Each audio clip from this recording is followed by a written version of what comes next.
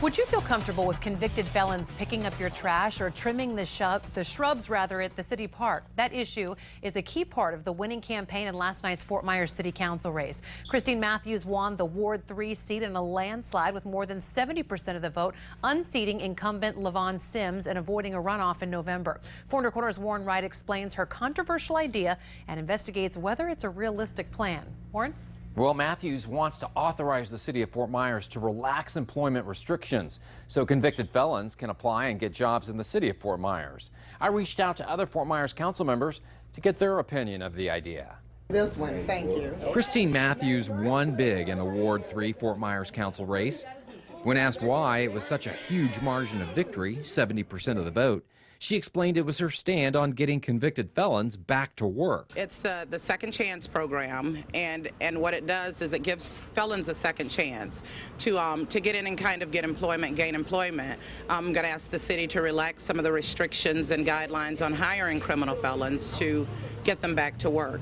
I wanted to know what other council members think of this idea. Mayor Randy Henderson wasn't available for an on-camera interview, but only said, quote, "It doesn't seem fair to those who have lived a responsible life, but she is free to bring it up for discussion." Tom Leonardo is out of town, but did grant a phone interview. He points out that people with jobs are less likely to commit crimes. I certainly can support it so long as we make sure that the offense we're talking about is not a major offense, is not a violent crime. Mathews' website points out that it's only intended for nonviolent felons, and she also wants to give tax breaks to companies that hire ex-cons. People in downtown Fort Myers were willing to consider it, with some restrictions. I'm open to the idea, and I would actually support it. However, I do believe that there should be some kind of a background check to make sure that their convictions weren't violent. I'm open to it, but to a degree that, again, we are watching these people closely, that they get a second chance, but don't just assume that they may not make a mistake again.